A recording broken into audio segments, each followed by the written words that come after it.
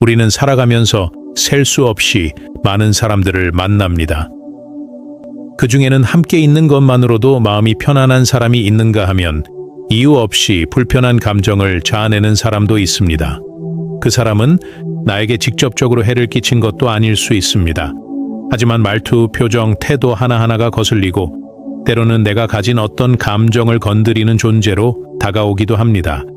그런 감정을 마주할 때면 마음속에서 이런 생각이 올라오곤 합니다. 나는 저 사람을 도무지 좋아할 수 없다. 불교에서는 이러한 내면의 감정에 대해서 어떻게 설명할까요? 또 이런 감정은 어떻게 다루어야 할까요? 부처님은 이 세상의 모든 관계를 인연이라고 말씀하셨습니다. 선한 인연도 있고 업에 따라 결실 맺는 좋지 않은 인연도 있습니다. 그 인연을 맺게 된 것은 결코 우연이 아니라 과거 우리가 지은 업의 씨앗이 지금 이 순간 꽃 피운 결과입니다.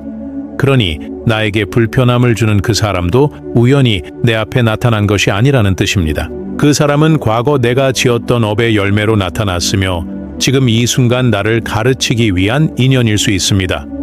에서는 이렇게 말합니다. 미움은 미움으로 끝나지 않는다. 미움을 참음으로써 멈춘다. 이는 감정적인 보복이나 거리두기만으로는 내 안의 갈등을 해결할 수 없다는 뜻입니다. 우리는 싫어하는 사람을 만나면 자동적으로 거리를 두려 합니다. 때로는 피하고 때로는 감정을 억누릅니다. 하지만 이런 방법으로는 진정한 치유가 이루어지지 않습니다. 억눌러진 감정은 언제든 다시 고개를 들며 나를 더욱 불안하게 만듭니다. 불교에서는 이럴 때 관찰을 강조합니다. 즉, 감정에 휘둘리지 않고 그 감정을 있는 그대로 바라보는 연습입니다. 나는 왜 저 사람이 싫을까? 그 사람의 어떤 점이 내 감정을 자극하는가? 그 감정은 어디서 비롯되었는가? 이렇게 물어보고 천천히 관찰하다 보면 우리가 싫어하는 그 감정은 상대방 때문이 아니라 내 안의 반응 때문이라는 사실을 깨닫게 됩니다. 예를 들어 타인의 자랑이 나를 불편하게 만든다면 어쩌면 내 안에는 인정받고 싶어 하는 욕망이 숨어 있는지도 모릅니다.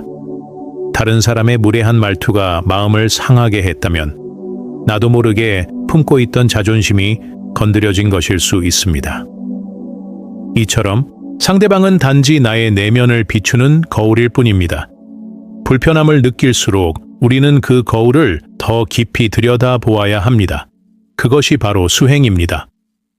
수행이란 결코 산속에서 조용히 앉아 있는 것만이 아닙니다. 우리가 매일 마주하는 인간관계 속에서 마음을 점검하고 불편한 감정을 알아차리고 놓아주는 것이야말로 진정한 수행입니다. 이해하지 못할 사람을 억지로 이해하려 하지 않아도 됩니다. 다만 그 사람에 대한 미움이 나를 해치고 있다는 사실만은 반드시 자각해야 합니다. 미움은 마치 독과 같습니다. 그 독은 상대방을 해치기 전에 나를 먼저 병들게 합니다. 누군가를 미워할 때 우리의 마음은 조용히 멍들어 가고 그것은 다시 우리의 말과 행동, 심지어 건강까지도 파괴합니다. 불교에서는 이러한 미움의 독을 내려놓기 위한 수행을 강조합니다. 대표적인 것이 바로 자비 명상입니다. 자비 명상에서는 먼저 자신에게 자비를 보내고 그 다음 좋아하는 사람, 중립적인 사람, 그리고 마지막으로 싫어하는 사람에게 자비를 보냅니다. 마음속으로 이렇게 되뇌는 것입니다. 그대가 행복하길 바랍니다. 그대가 괴로움에서 벗어나길 바랍니다. 그대가 평온하길 바랍니다. 이 말은 처음에는 거짓처럼 느껴질 수 있습니다. 진심이 아니라고 느껴질 수도 있습니다. 그러나 계속해서 반복하다 보면 어느 순간 내 안에 조용한 변화가 일어납니다. 이 말이 상대를 위한 것처럼 보이지만 사실은 내 안의 독소를 씻어내는 정화의 말입니다. 부처님께서는 자비를 단지 윤리적 덕목이 아니라 수행의 핵심이라 보셨습니다. 자비는 타인을 위한 것이기 이전에 나 자신의 괴로움을 줄이기 위한 방법입니다. 내가 누군가를 싫어하고 있는 순간 내 마음은 전쟁터입니다. 하지만 그 감정을 이해하고 가라앉히고 자비로 감싸는 순간 전쟁터는 평화의 들판이 됩니다. 그리고 우리는 그 순간 조금 더 자유로워집니다. 미움으로부터, 과거의 상처로부터, 스스로의 자책으로부터. 사람을 싫어하는 감정은 누구에게나 일어날 수 있습니다. 그것은 결코 부끄러운 일이 아닙니다. 하지만 중요한 것은 그 감정을 어떻게 다루느냐입니다. 그 감정을 통해 나 자신을 돌아볼 줄 안다면 그 사람은 나에게 가장 고마운 스승이 될 수도 있습니다. 내가 싫어하는 사람은 나를 자극하지만 그 자극을 통해 내 안에 숨겨진 감정과 상처, 욕망과 집착을 드러내게 해줍니다. 그래서 불교에서는 그 사람을 불보살이 보낸 인연이라 말하기도 합니다. 보통 우리는 좋은 인연만을 원합니다. 다정하고 배려심 있고 나를 위로해주는 사람. 그러나 그런 인연은 나를 평온하게 해줄지는 몰라도 성장시키지는 않습니다. 오히려 나를 불편하게 하고 끊임없이 자극하는 사람을 통해 우리는 더욱 깊은 내면을 보게 됩니다. 그것이 바로 업의 가르침입니다. 싫어하는 사람도 나를 괴롭히는 인연도 모두 내가 지은 업의 결실이며 지금 이 순간 그것을 어떻게 대하느냐가 새로운 업을 만드는 순간입니다. 그 사람을 비난하고 피하려 든다면 나는 다시 같은 인연을 반복해서 만나게 될 것입니다.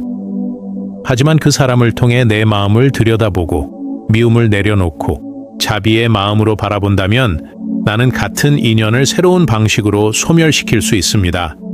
그러니 이제는 이렇게 물어보아야 합니다. 나는 지금 이 인연을 통해 무엇을 배우고 있는가? 이 미움을 통해 나는 어떤 나를 마주하고 있는가? 그렇게 묻고 조용히 귀 기울이다 보면 우리는 놀라운 깨달음에 도달하게 됩니다. 그 사람은 변하지 않았지만 나의 시선이 변했습니다. 그 사람은 여전히 똑같지만 내 마음은 더 이상 흔들리지 않습니다. 그것이 바로 해탈이며 부처님이 말씀하신 자유입니다. 진정한 자유란 누군가를 마음대로 움직일 수 있는 것이 아니라 누구 앞에서도 내 마음을 지킬 수 있는 상태입니다. 누군가를 싫어하는 마음이 들 때 그것을 억누르지 마십시오. 다만 그 감정을 있는 그대로 바라보며 그 안에 숨어 있는 나의 상처와 만남을 가지십시오. 그리고 자비의 언어로 마음을 감싸 안아 보십시오. 그대가 그 마음을 놓는 그 순간 삶은 조금 더 가볍고 평화로워질 것입니다. 마치 찬물에 손을 담갔다 빼듯이 오래된 미움도 그렇게 흘려보낼 수 있습니다. 그대가 자비로 나아갈 때 미움은 더 이상 그대를 붙잡지 못합니다. 이제 그대에게 질문을 남깁니다. 그대는 지금 누구를 놓아주고 싶은가? 그리고 그 사람을 통해 어떤 자유를 얻고 싶은가? 그 물음 속에서 부처님의 가르침은 언제나 조용히, 그러나 분명히 울리고 있습니다. 그대를 괴롭히는 사람은 어쩌면 그대를 가장 깊이 깨우는 인연입니다. 그 인연 앞에 고개 숙여 감사하며 그대를 위한 자비의 길이 오늘도 시작되길 바랍니다.